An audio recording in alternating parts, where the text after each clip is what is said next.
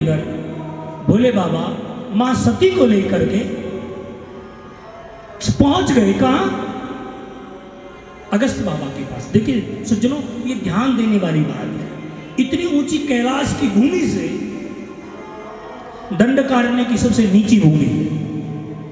क्या दंडकारण्य की सबसे नीची भूमि है? और उस नीची भूमि पर जाकर के नीचे बैठे अगस्त बाबा के पास। कथा को सुनना है तो बिल्कुल सहज हो जाइए और उतर जाइए बिल्कुल नीचे, मेरे भोले बाबा की तरह। आज भोले बाबा को महादेव क्यों कहते हो? वो सारे देव और भोले बाबा महादेव। क्यों? वही से बड़ी ध्यान से सुनिए। क्योंकि भोले बाबा कथा में ही जीते हैं, कथा में ही रहते हैं और कथा को ही पीते हैं। क्या भोले बाबा कथा में ही रहते हैं, कथा में ही जीते हैं और कथा को ही पीते हैं, इसलिए उसको देव नहीं महादेव कहा। इसलिए अपनी पत्नी को शादी होते ही ले गए अगस्त बाबा के पास कथा सुना, और जो ही कथा सुनाने के लिए ले गए तो पत्नी ने कथा को ध्यान से नहीं सुना। क्यों? क्योंकि जो ही अगस्त बाबा के पास पहुंचे, अगस्त बाबा उठ खड़े हुए और आरती उतारने लगे। ओम जय शिव ओंकार, ओम जय शिव ओंकार। उसकी आरती उतारने लगे और जो ही आरती उतारने लगे तो मां पार्वती ने सोचा जो मेरे पति की आरती उतारे कथा का खाक सुनाए। क्या जो मेरे पति की आरती उतार रहा है ये कथा का क्या भोले बाबा का दिमाग खराब हो गया क्या? वो भरी भराई और भोले बाबा सब कुछ छोड़ के गए और कहने लगे अगस्त बाबा इतनी दूर से हम कथा सुनने के लिए आए। कथा सुनने के लिए आए? क्या कह रहे हो भोले बाबा? सूर्य के सामने दीपक की भी कोई लो होती है। भोले बाबा ने कहा ज्यादा ड्रामा मत करो। क्या ज्यादा ड्रामा मत करो, आपके मुख से कथा बहुत मीठी लगती है, इसलिए मुझे कथा सुनाई। महाराज निवेदन करके कथा आरंभ हुई और भोले बाबा आंख बंद करके उस कथा को पीने लगे। लेकिन सती का ध्यान नहीं, कभी उधर देख रही है, कभी उधर देख रही है, कभी उधर देख रही है, कभी उधर देख रही है।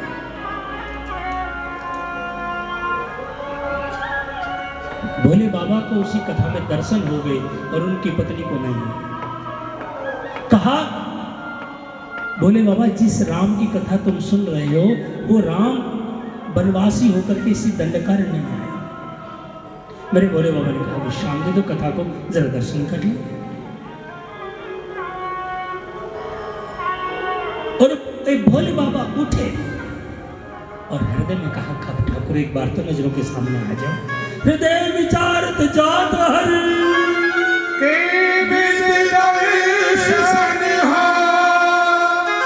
गुप्त रूप अवतरे प्रभु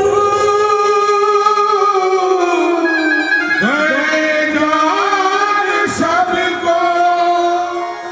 हृदय में क्या क्या वाह, मेरा ठाकुर दर्शन देने आ गया। हृदय विचारत जात हर, क्या तो दर्शन दे दो।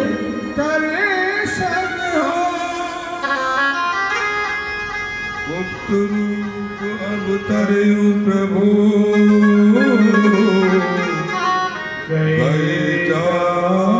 सब। देखिए पति पत्नी में अंतर क्या है? शंकर और अति छुप अति न जान मरम सो। तुलसी दर्शन लो मन डर लो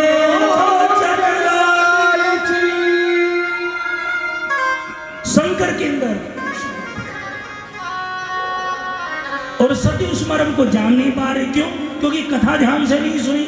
उस मर्म को तो वही समझ पाएगा ना जिसने कथा को ध्यान से सुना हो। जिसने कथा को ध्यान से सुनाई हो तो उसके पल्ले कुछ नहीं पड़ने वाला। वो तो खाली का खाली है, तो चीखना गड़ा है बस।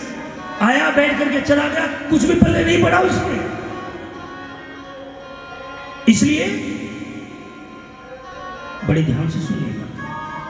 जो ही प्रभु को देखने की इच्छा हुई, मेरे प्रभु सामने आ गए। क्यों? क्योंकि सीता का हरण हो चुका है।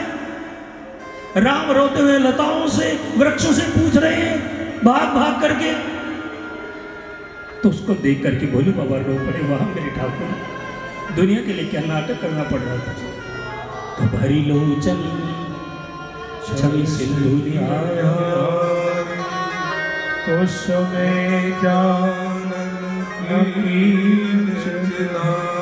रो पड़े हमारे बोले बाबा, मेरे ठाकुर, दुनिया के लिए क्या क्या बनना पड़ता है तुझे। हम लोग कितने पागल बनाते हैं तुझे। रो पड़े और अपनी पत्नी से रो करके कहती है, सोई सच्चिदानंद जग पावन, अस कह चले मनोज नसावन। देवी, यही सच्चिदानंद भगवान है। तो पूछती हो ना, दिनों रात किसकी जाप करते हो? रोते रोते बोले बाबा बता रहे हैं, ये वही सच्चिदानंद घन है जिसकी मैं बैठ करके माला जपता हूं। सती सुदशा शंभु के देखी, और पूजा संदेह विषेकी। राम की तरफ नहीं देख रही, भोले बाबा की तरफ देख रही और कह रही है, भोले बाबा की दुनिया पूजा करती है, लेकिन ये आम आदमी को भगवान ठहरा। इसको इतना तो पता नहीं कि मेरी औरत को कौन उठा करके ले गया। और इसको राम कह रहे हैं, इसको ब्रह्म कह रहे हैं, इसको सच्चिदानंद कह रहे हैं, इसको देख करके रो रहे हैं। बोले बाबा तुम ठीक हो ना? ज्यादा पी ली क्या? चढ़ गई ज्यादा? तुम ठीक हो ना? बोले बाबा कह रहे मैं तो ठीक हूं, शायद तुम्हारी बुद्धि खराब है। करे एक राजा के बेटे को तुम भगवान कह रहे हो? ये रोता हुआ वृक्षों से पूछ रहा पागल की तरह, लताओं को लिपट के मरने को है, और तुम इसको भगवान कह रहे हो? और यदि ये ब्रह्म होता, यदि ये भगवान होता, तो इसकी तरह धक्के खाने की जरूरत क्या थी इसको? ब्रह्म जो व्यापक अज अकल अनीम अभे, सो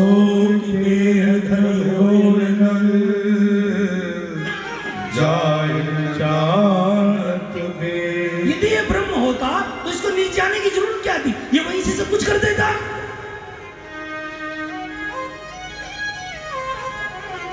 और फिर सोचने भी लगी, भोले बाबा की बात मिथ्या तो नहीं हो सकती। संशय में पड़ गई, इसको हां करूं या ना करूं। और ध्यान रखना सज्जनों, गीता एक बात कहती है, संशय आत्मा विनश्यति। संशयात्मक व्यक्ति का नाश होता है। क्या मैं नहीं कह रहा इसको संशय हो मरेगी, देख लेना। अब ध्यान रखना,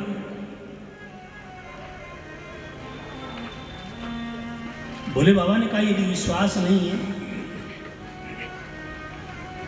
तो जाओ परीक्षा लो। अब तुम जाओ परीक्षा ले। देवी जाइए परीक्षा ले। मैंने तो बहुत समझाया तुझे। और चल पड़ी वहां से सती, और चल करके जो ही आगे बढ़ी, आगे बढ़ते ही उसने सीता का रूप बना लिया, राम और लखन की ओर चली। क्यों? क्योंकि लागन उर उपदेश, जदपि कहो शिव बार बहु, बोले सुमहेश, हरि माया पर जान जिए। भाई भगवान की जो माया है और क्या कर सकते। चली सीता का रूप धारण करके, रूप बना करके। या तो राम जी रो रहे थे, नहीं तो सीता के रूप में देख करके हंस पड़े। कौन? मेरे राम। और दौड़ करके पैरों में लेट गए।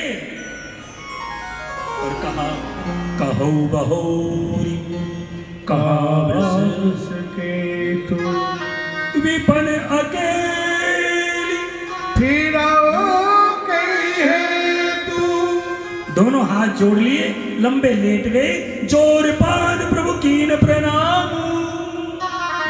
पिता समेत लीन निधिनाम।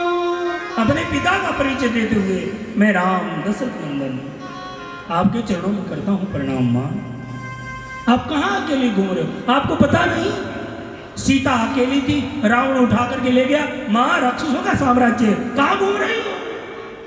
मां सभी ने सोचा, ओ ये तो सब कुछ जानता है, इसको तो पता है सब कुछ कि मेरी पत्नी को रावण ले गया उठा करके। बोले बाबा ठीक है, ये तो नाटक कर रहा है।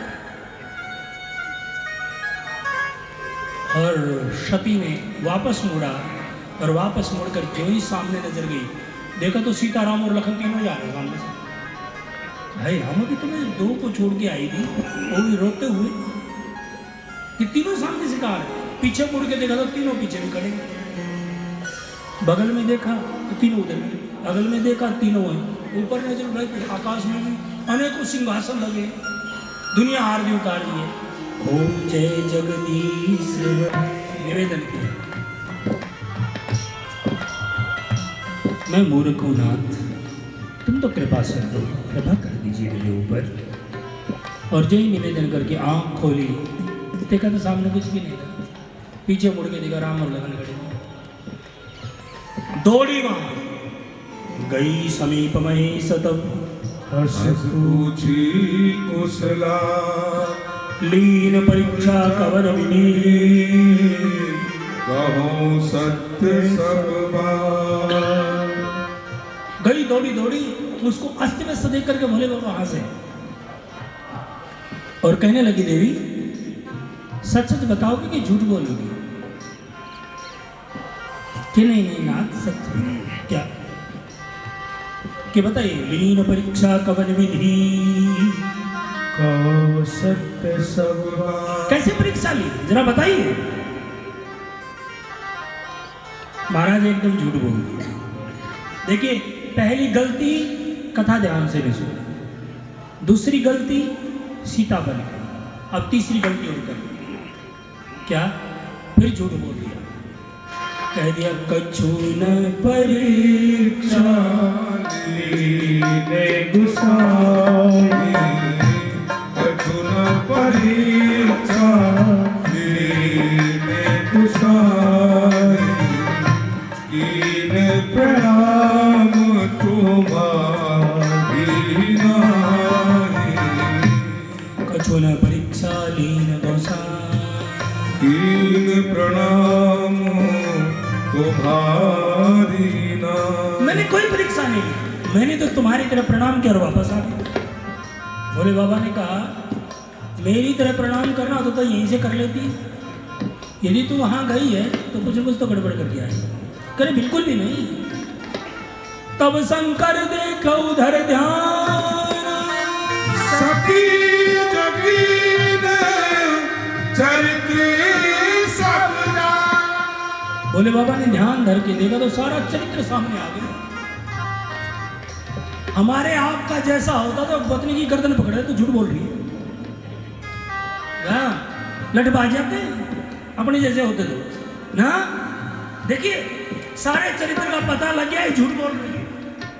देख लिखा यहाँ, तब शंकर देखो उधर ध्यान, सती जो कीन चरित्र सब जान। ये झूठ बोल रहे, सारा चरित्र सामने आ गया। लेकिन ये नहीं कहा कि ये नहीं, परमात्मा को छोड़ करवाना चाहता। देखिए, परमात्मा के सामने सिर निभा दिया। बहुनी राम माई सिर नाव, फिर सती जी झूठ कहा। इतनी बड़ी तपस्विनी से भी झूठ बुलवा रहा है तो परमात्मा को छोड़ करवाना चाहता है। क्या? परमात्मा को सिर निभा दिया। इतनी बड़ी चीज से भी झूठ बुलवा रहा है तो इसका मतलब परमात्मा को छोड़ चाहता। क्यों?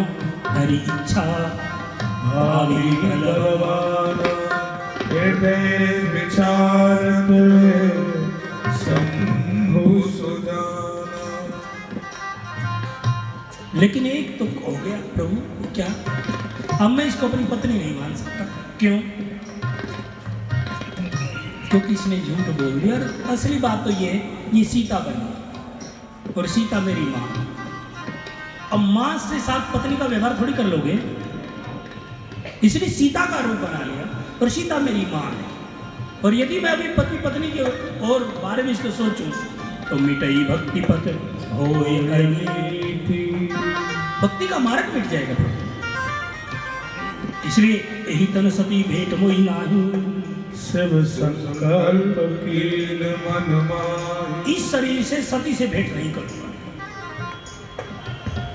ऐसा संकल्प कर ले। अपनी पत्नी को नहीं बता के मैंने तेरे को छोड़ दिया ना। अगर थोड़ी सी लड़ाई हो जाए, तालाब पर तैयार हो जाए महाराज। हाँ, तू अपने राज्य, मैं अपना राज्य। हाँ, घर वाले भी परेशान, खुद तो परेशान हो रहा है कि पड़ोसियों ने परेशान कर दे। हाँ, जो रिश्तेदारों ने परेशान कर दे। हाँ, और तलाक के पेपर दिया, दहेज का मुकदमा। ये देखो ये क्या हो रहा है, जरा देखो इन चीजों। अपनी पत्नी को नहीं बताते हुए मैंने छोड़ दिया। कहने लगी चल पड़े कैलाश की ओर। तो जब आकाशवाणी हुई तो पूछा है सती ने, प्रभु देवता क्या आकाशवाणी कर रहे हैं? कुछ नहीं, अरे ऐसे चलते रहता है। चलो घर चल। यद्यपि सती पूछा बहुभाव तदपि न कहूं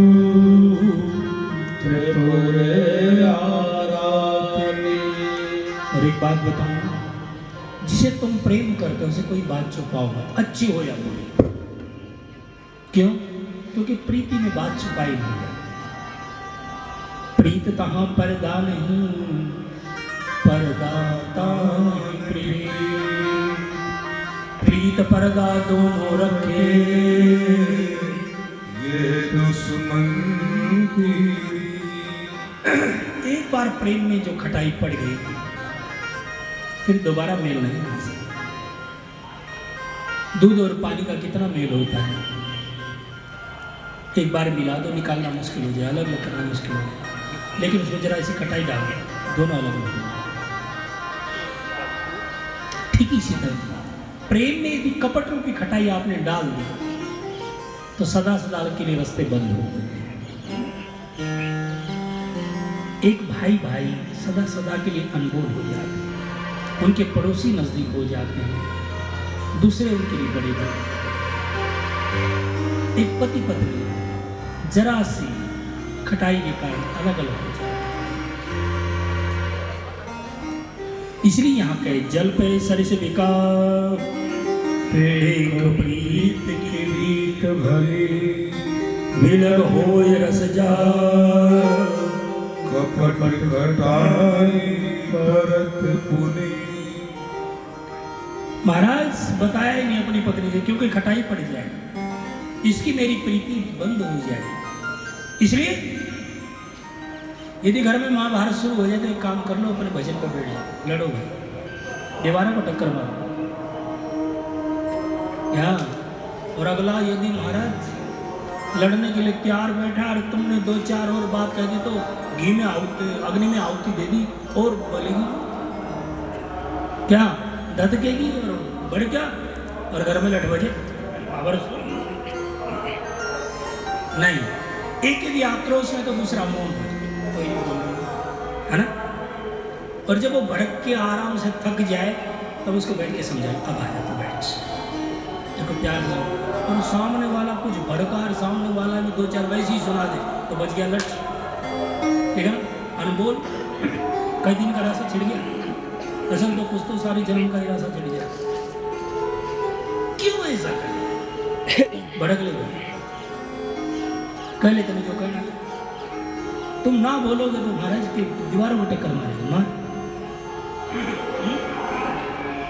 तो भोले बाबा देख कितनी सहता, बिल्कुल भोले बाबा का चरित्र उतारने लायक अपनी जिंदगी। महाभारत नहीं, हमारी रामायण जीवन जीने की पाठशाला। राम ने जो किया, मेरे भोले बाबा ने जो किया सो करो। दोनों ने गृहस्थियों का जीवन जिया, मेरे कृष्ण ने नहीं जिया गृहस्थी का जीवन ना। उस वाला एक काम मत कर। क्यों? एक काम कर लिया तुमने उस वाला तो रोड पे जूते खाओगे क्या? एक काम भी मत करना भाई। 6 दिन के बालक ने पूतना को मार दिया तो तुम क्या करो? 7 साल का 21 किलोमीटर का पहाड़ उठाए खड़ा, बताइए कहिए तुम खाली हाथ उठा लो 7 दिन क्या? हाथ काटना पड़ेगा। उठा के देखना, खाली बोझ उठाने की बात ठीक है, एक ईंट उठा लो तुम क्या? उस वाली काम मत करना। क्यों? उसने जो कहा सो करो, राम ने किया सो करो। कृष्ण ने जो कहा सो करो। गीता को सुनो, क्या चरित्र सुना है महाराज। दुनिया का ऐसा कोई उत्तर नहीं, ऐसा कोई प्रश्न नहीं जिसमें गीता के अंदर जिसका समाधान ना। हर चीज का समाधान है गीता के अंदर। हर देश का समाधान है गीता के अंदर। हर घर का समाधान है गीता के अंदर। हर आदमी का समाधान है गीता के अंदर। हर व्यक्ति की हर बात का समाधान है गीता के अंदर। क्या? इसलिए यदि लड़ाई का माहौल हो तो अपना थोड़ा भगवान को मना लो। अच्छा ना भी बैठने का मन हो तो भी जबरदस्ती बैठ जाओ। देखो बोले बाबा बैठे, शंकर सहज स्वरूप संहारा लाग समाधि अखंड अपारा। क्या 87,000 वर्ष की समाधि लगा ली? बताइए कितने वर्ष की? बोलो 1-2 दिन के लिए। अब सत्य भी कोई पागल नहीं थी, उसको भी आत्मगलानी हो गई। क्योंकि इतनी बड़ी चीज है, पागल थोड़ी है। इतनी बड़ी स्वरूप की पत्नी कोई पागल थोड़ी है महाराज। उसने भी ये मान लिया कि मैंने शंकर का अपमान कर दिया, मैंने फिर राम का अपमान कर दिया, पति के वचन को झूठा मान लिया। सो फल मोहि विधाता दीना। जो कछु चरित रहा सोई कीन्हा। मैंने गलत किया इसलिए मुझे वो दंड मिल रहा है। लेकिन हाथ जोड़ के निवेदन कर रही है, जो प्रभु दीन दयाल कहावा और हरन वेद जसु गावा। तो मैं विनय करूं कर जोरी छूटहु वेद देह यह मोरी। निवेदन कर रही है हाथ जोड़ करके, हे परमात्मा अब मेरी देह छूट जाए, मैं मर जाऊं। क्यों? ताकि मैं दोबारा भोले बाबा को प्राप्त। जय जय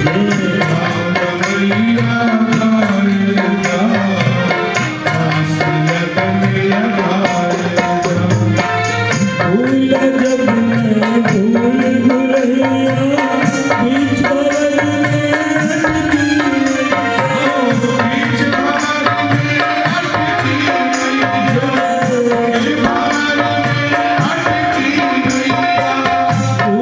मैं भूल भुलैया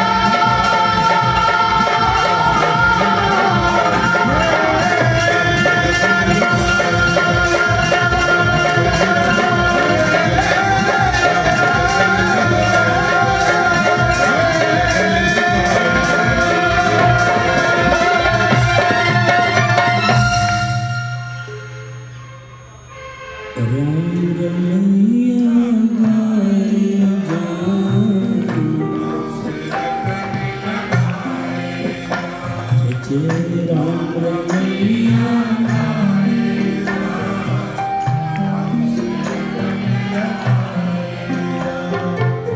राम ही तारे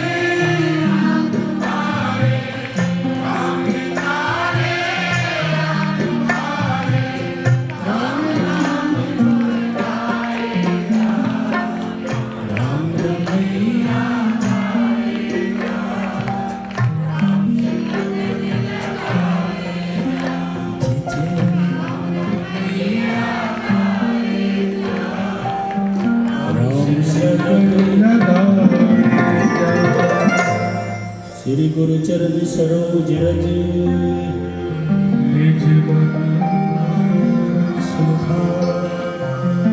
वर्णौ रघुवर विमल जस चौपायक फल बुद्धिहीन तन जानिके सुमिरो पवन बल बुद्धि विद्या दे मोहि हरौ कलेश ओ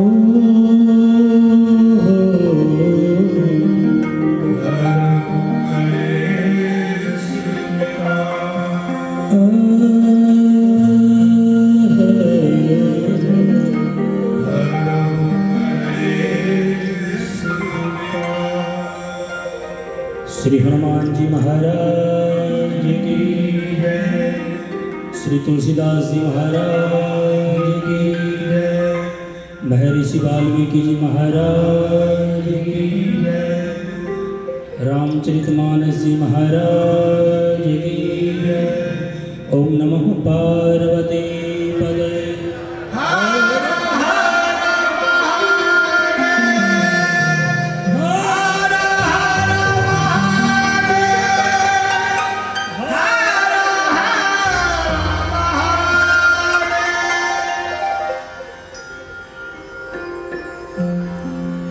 परम मंगलमय परतपुरखीश्वर अकारण करुणा वर्णालय भक्तवांछा कलत्यो सीताराम की बाकी झांकी को नमन करते हुए श्री हनुमान जी महाराज को अपने सानिध्य में अपने पास में श्रोता के रूप में आह्वान करते हुए आइए उतरे इस कथा का।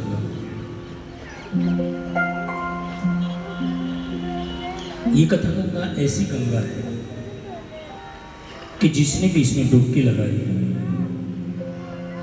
जो भी इसके अंदर उतरा, उसको वही मिला जो उसने चाहा। लेकिन हम उतरते ही नहीं। ये उस महापुरुष के मुख से निश्रित है जिसने भगवान के आने से पहले इसकी रचना कर दी। उस व्यक्ति के सामने इस कथा को परोसा जिसको मानता ही नहीं था, जो रोज इंसानों को मारता था, रोज काटता था,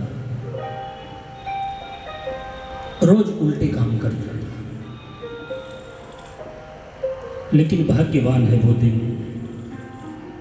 जिस दिन तुम्हारी मुलाकात किसी महापुरुष से हो जाए, किसी संत से हो जाए। क्यों? क्योंकि संत के मिलने से ही विवेक जागेगा। जैसे मथानी के माध्यम से ही घी निकाला जा सकता है, बगैर मथानी के मक्खन नहीं मिलता, नहीं निकलता। इसी तरह संत के मिले बगैर विवेक जागृत नहीं होता, और जब तक विवेक जागेगा नहीं, हमें शांति मिलेगी नहीं। ये भी लिख लेना, जब तक तुम्हारा विवेक जागेगा नहीं,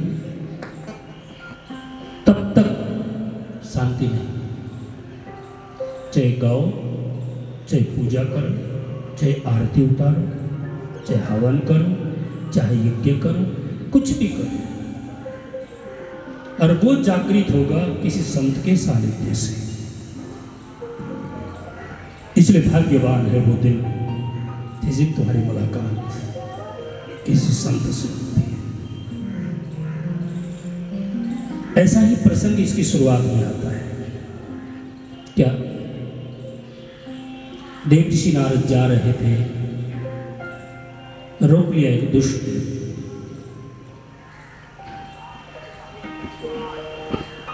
लूटने की इच्छा थी, बांध लिया लूटने के लिए। देवऋषि नारद ने पूछा, क्या मिल जाएगा तुझे लूटने से कि मेरे परिवार का पेट भर जाएगा? गरीब परिवार तुम्हें कह रहा कि तू ये पाप कर। दूसरी बात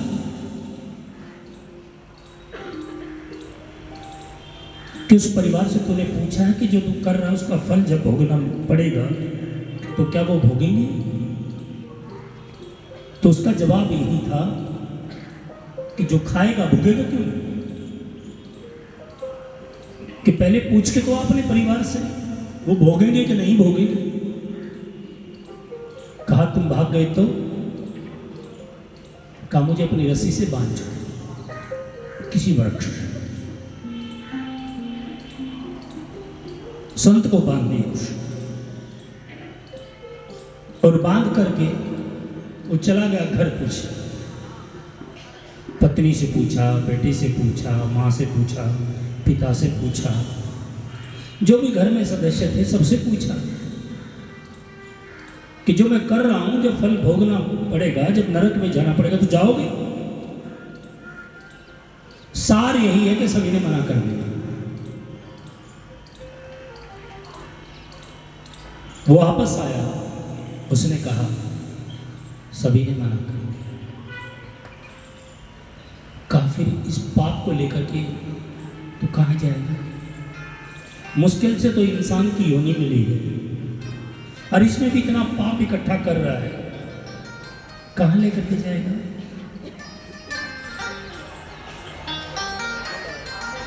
रो पड़ा महात्मा के सामने। महात्मा जी मैंने बहुत पाप किया, रोज पाप करता रहा, अब क्या करूं? कहा बेटा राम जप।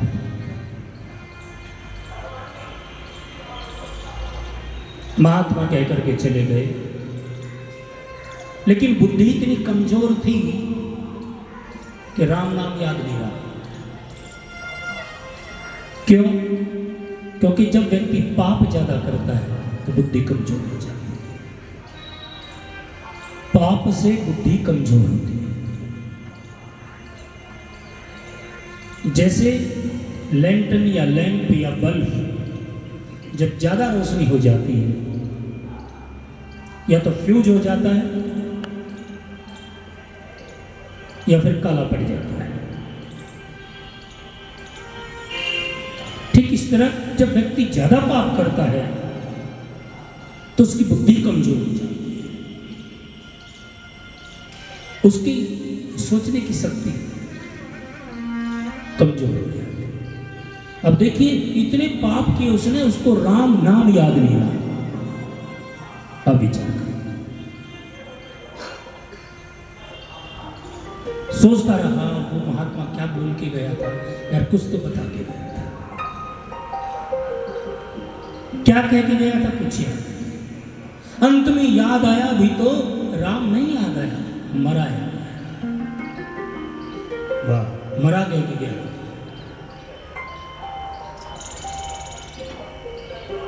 लेकिन मेरे राम का नाम ऐसा गोल भटोल है, उल्टा बोलो सीधा हो जाता है। बैठ गया समाधि लगा के, मरा मरा मरा मरा मरा मरा मरा मरा मरा मरा मरा।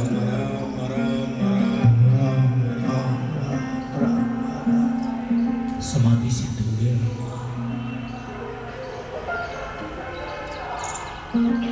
क्यों? क्योंकि नाम बहुत बड़ा है। नाम की इतनी बड़ी महिमा है, इतनी भगवान की महिमा है। राम ने तो एक अहिल्या का उद्धार किया होगा, लेकिन मेरे राम के नाम ने तो लाखों जिनकी बुद्धि अहिल्या बन चुकी है, पत्थर बन चुकी है, उनका उद्धार किया। इसलिए हमें जप करना चाहिए। जब उल्टा नाम जपत जग जाना, वाल्मीक भय ब्रह्म समान। समाधि सिद्ध। और एक बार अगस्त ऋषि के साथ यमुना स्नान करने जा रहे थे। रास्ते में एक क्रौंच नाम का पक्षी, बड़ी ध्यान से सुनिए, वो क्रीड़ा कर रहे थे दोनों, जिसको तुम्हारी भाषा में सारस भी कहते हैं। वो पति पत्नी का जोड़ा इकट्ठा रहता है और उनका नियम है को यदि एक मार दिया जाए तो दूसरा अपने आप मर जाए। दूसरे को मारने की जरूरत नहीं, उनमें लगाव इतना होता है, उनमें प्यार इतना होता है। एक को मार दो दूसरा अपने आप मर जाए। तो किसी शिकारी ने एक को मार दिया तो दूसरा बेचारा चिल्ला चिल्ला करके मर गया।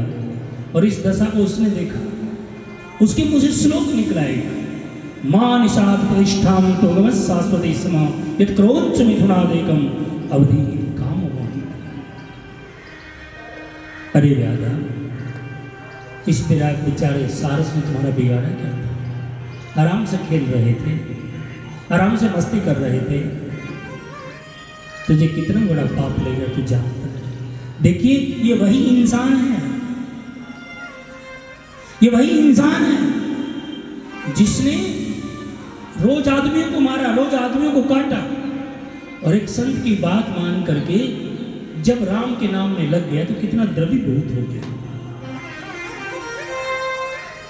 आज क्रौंच नाम के पक्षी के मारने से उसको गाली सुना, एक दिन खुद मारता था, तब दया नहीं आती। तुम्हारे मन को कोमल बना देता है, तुम्हारे मन को प्यारा सा बना देता है,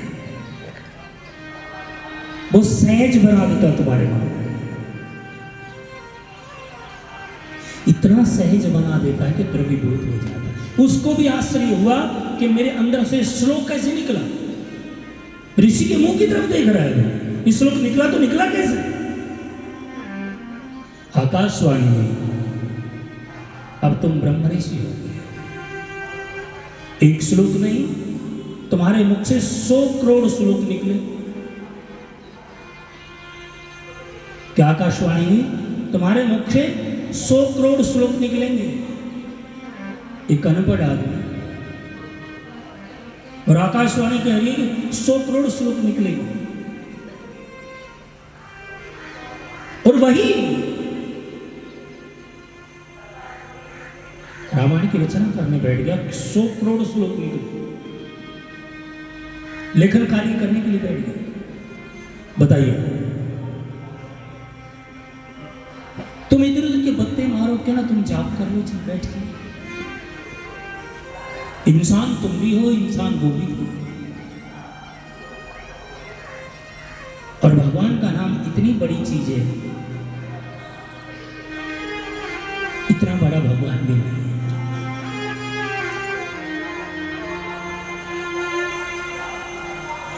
इसलिए उस व्यक्ति ने एक संत की बात मानने से यदि उसको स्वीकार कर लिया तो एक दिन इतना बड़ा हो गया वो कि राम के आने से पहले ही रामायण की रचना कर दी है, लिख दिया। राम ने तो नाटक खेल के दिया। लोग बात कह भी देते कई बार, महाराज जी जब राम आए ही नहीं थे तो रामायण की रचना कैसे हो गई? जब राम आए ही नहीं थे तो रामायण की रचना कैसे हो गई? हमारा जवाब यही होता है कि भैया नक्शा पहले बनाते हो या बिल्डिंग? बोलो। नक्शा ना,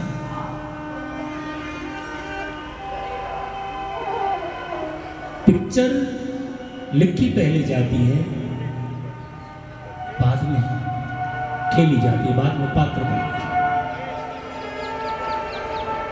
इसी तरह लिखा सब कुछ पहले, तुम्हारे आने से पहले भी तुम्हारी जिंदगी के बारे में लिखा जाता है।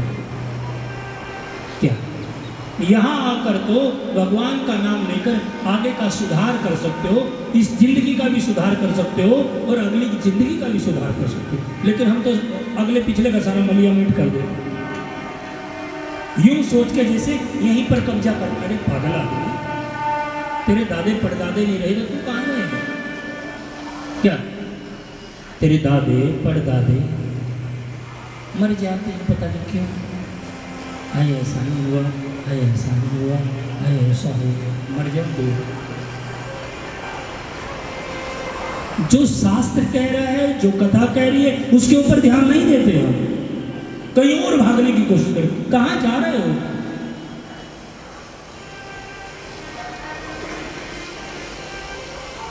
और पिछले जन्म में तो एक डाकू के रूप में पैदा हुए, और जब रामायण की रचना की वही महर्षि वाल्मीकि अगले जन्म में गोस्वामी तुलसीदास बन गया। कलि कुटिल जीव निस्तार हेतु वाल्मीकि तुलसी भयो, वाल्मीकि तुलसी।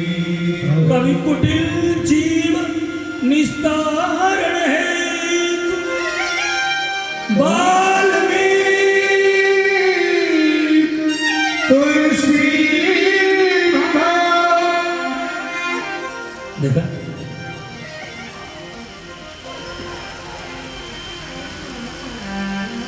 वही तुलसीदास।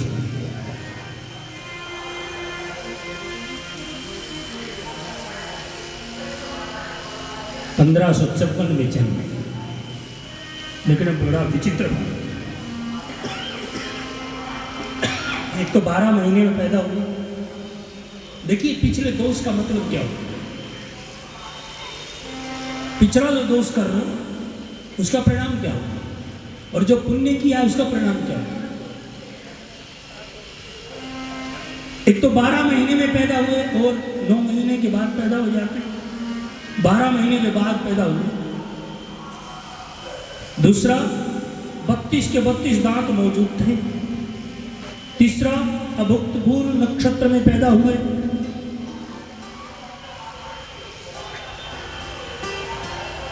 इलाहाबाद से 85 किलोमीटर की दूरी पर राजापुर गांव। अब की बार जो मैं कथा करके आया हूं तो उस गांव के कुछ लोग थे जो इलाहाबाद में रहते हैं। विनय गोयल वगैरह कह रहे थे, महाराज जी हमारे गांव में घोषणा हो चुका है। मैंने कहा आपकी बात तो समय नहीं, अगली बार जब आएंगे तो जरूर देख करके आएंगे भैया। तो आत्माराम दुबे इनके पिता का नाम था, इनकी माता का नाम था होलसी। इनके पिता ज्योतिष के बहुत बड़े पंडित थे। उस विचित्र बालक को देखकर अनिष्ट की आशंका हुई तो पंचांग खोल करके बैठ गए, और जो ही उसकी जन्म लगन देखा उसमें साफ लिखा हुआ था, क्या? बाप यदि इसके मुंह के देखे तो बाप मरे, और मां इसके चेहरे को देखे तो मां मरे। इसलिए पिता ने उसका चेहरा नहीं देखा, अपनी पत्नी को कह दिया इसको मार के लेके चली जाओ। या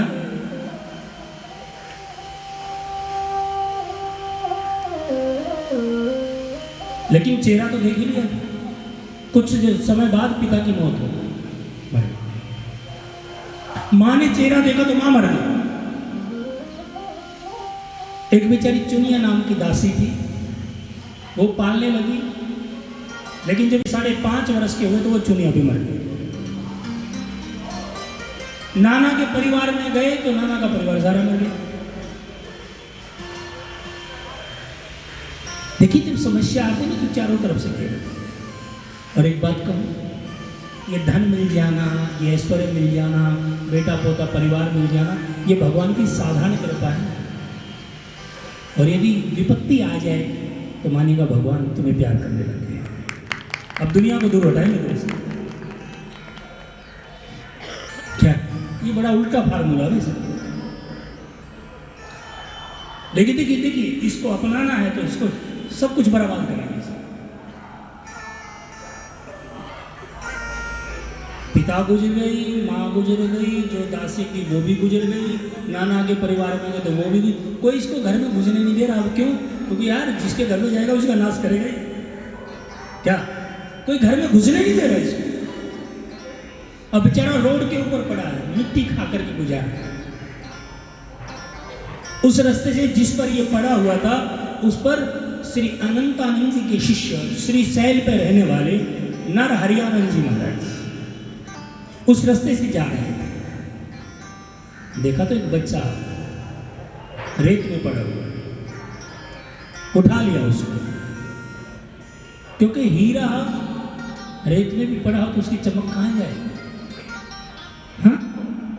हीरा यदि रेत में भी पड़ा तो अपनी चमक तो दिखाएगा, क्या रेत से उसकी चमक फीकी पड़ जाएगी? नहीं।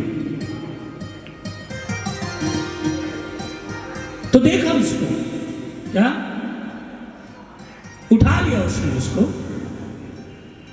लोग भागे लगे, महाराज जी क्यों उसके चक्कर में पड़ते, तुम्हारा आश्रम खत्म हो जाएगा, तुम बर्बाद हो जाओगे, ये हो जाएगा। क्यों? क्योंकि बहुत बड़ा पापी है ये, जो इसके मुख के दिखता वही मर जाता है। इसने पूरे परिवार को मार डाला, पूरे नाना के परिवार को मार डाला। लगे महाराज। महात्मा मुस्कुराए, क्या ये पापी है ना? कह रहे हाँ। तुम्हारे ठाकुर का नाम है पतित पावन, इतना बड़ा पापी नहीं है जितना बड़े मेरे ठाकुर के नाम में पापों को मिटाने की शक्ति। इसलिए आप चिंता ना करो, चिंतन करो। ले लिया गुरु, ले गए अपने साथ। अयोध्या में जाकर के गायत्री मंत्र की दीक्षा, पहली बार उसको दीक्षा जब दी तो बगैर बोले ही इसने गायत्री मंत्र सुना। 5.5 वर्ष के बच्चे गायत्री मंत्र सुना बगैर बोले ही। महात्मा ने सोचा कुछ पिछले संस्कार है इसका, इसलिए वहां बैठा करके पहले इसको राम कथा सुना। लेकिन उसमें बालक था, क्या समझ पाया। वहां से ले गए इसको बनारस से सनातन जी के आश्रम पर, और वहां जाकर के बोले वृंदावन बिहारी, वहां छोड़ दिया नर हरियानंद ने इसको। वहां जाकर के 15 सालों तक विद्या अध्ययन किया, और विद्या अध्ययन करके इसके मन में लोक वासना जाग उठी। और जो ही इसके मन में लोक वासना जागी, ये वापस अपने गांव राजापुरा, और वहां आकर के देखा तो पूरा परिवार समाप्त हो चुका था। आकर के अपने परिवार का पिंडदान वगैरह किया, श्राद्ध वगैरह की, और एक भारद्वाज गोत्र की लड़की से शादी की जिसका नाम था रत्ना। और महाराज शादी होते ही अपनी पत्नी में इतने खो गए कि जिसकी कोई सीमा ही नहीं। भाई यदि लिवाने आता तो कोई न कोई बहाना बनाकर के टाल। एक दिन ये महाराज किसी का हवन वगैरह करने गए थे, क्योंकि पटता ही करते थे, किसी के हवन वगैरह करने गए थे। पीछे से भाई आया और अपनी बहन को लिवा ले गया। माँ बीमार थी कि चाचा बीमार था, जो भी था, और पड़ोसियों को चाबी देकर के चली गई कि सुबह आ जाएगी वो। इसलिए लेकर के चले गए। आए तुलसीदास जी, और आकर के जब पता लगा कि पत्नी है नहीं, तो महाराज पत्नी का वियोग रात भर न सह सके। क्यों? क्योंकि वो रो पड़ते थे अपनी पत्नी के सामने, ये कहकर कि मुझे दुनिया में कहीं प्यार नहीं। सभी ने मेरे को ठुकराया। आज पहली बार मुझे प्यार मिला है, अब मुझे चुप करना चाहिए। रो देते थे अपनी पत्नी के सामने। और जब चली गई तो सह नहीं पाए, रात को ही भाग गई। यद्यपि बादल गरज रहे थे, बिजली कड़क रही थी और बारिश हो रही थी और सर्दी का मौसम। महाराज गए, आगे जाकर के देखा तो गंगा चढ़ी हुई, पुल था नहीं। किंवदंतियां है कि वास्तविकता है, कहते हैं कि मुर्दा बहता हुआ जा रहा था, उस मुर्दे के ऊपर बैठ गए और मुर्दे के ऊपर बैठ करके गंगा को पार कर गए। और पार करने के बावजूद वहां जाकर के देखा तो रात के 2 बजे थे, सारा परिवार सोया हुआ था। दरवाजा खटखटाया, किसी ने दरवाजा नहीं खोला। तो कहते हैं कि पीछे कोई सर्प लटका हुआ था, सर्प को पकड़ के चले ऊपर।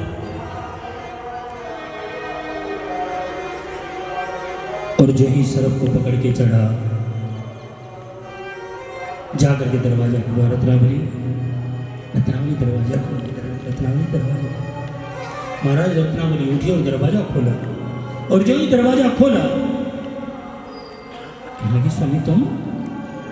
हाँ रत्नावली। टाइम क्या हुआ देखा? कहा रत्नावली रह गई।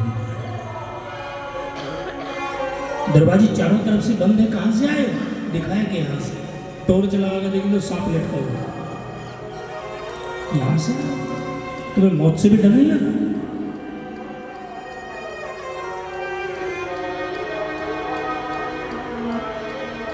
बस इतना देखते ही आक्रोश में आ गई रत्नावली। तुम्हें शर्म नहीं? क्या कहेंगे घर के लोग? मैं सुबह आ ही नहीं जाती।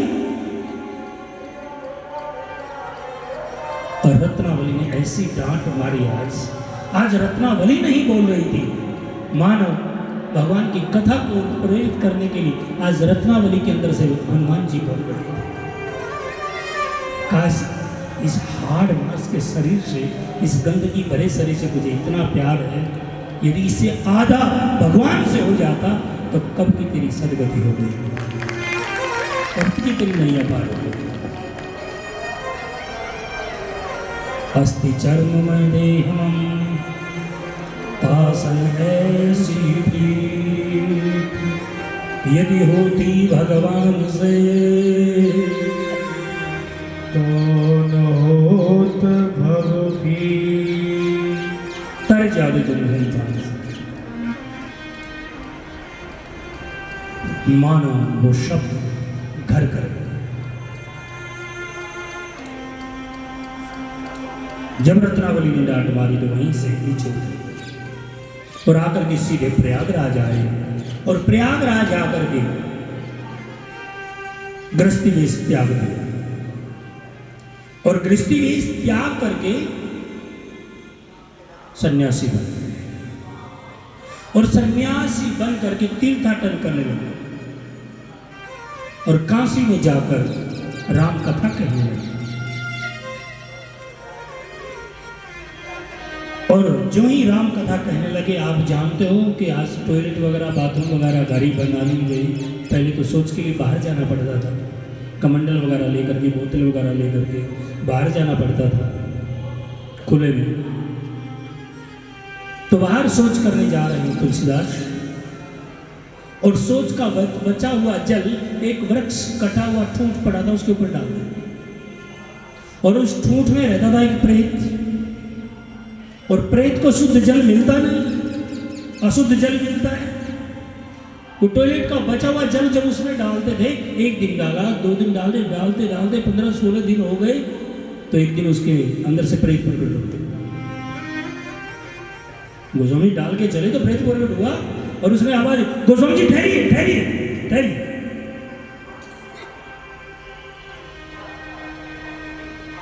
पीछे मुड़ के देखा तो सर कटा प्रेत खड़ा। कही प्रेत राज क्या बात है कि यार तूने मेरे को जल दिया है, कुछ मांगो ना, कुछ देने का मन। तूने मेरे को तृप्त किया है, इसलिए आप भी तो मांगो कुछ मेरे से। ये दे सकते हो? अरे हाँ दे सकता हूँ। एक ही इच्छा है बस। क्या? एक भरोसा, एक बल, एक आस विश्वास, एक राम घनश्याम हित, चातक तुलसीदास। यदि तुम कर सकते हो तो मुझे राम का दर्शन करा दो प्लीज। प्रिंस कहने लगा तुलसीदास जी, यदि मैं राम का दर्शन करता और करा देने की सामर्थ्य होती तो क्या मैं प्रेत बन के खड़ा होता? मैं भी तो तेरे जैसा इंसान बन गया होता।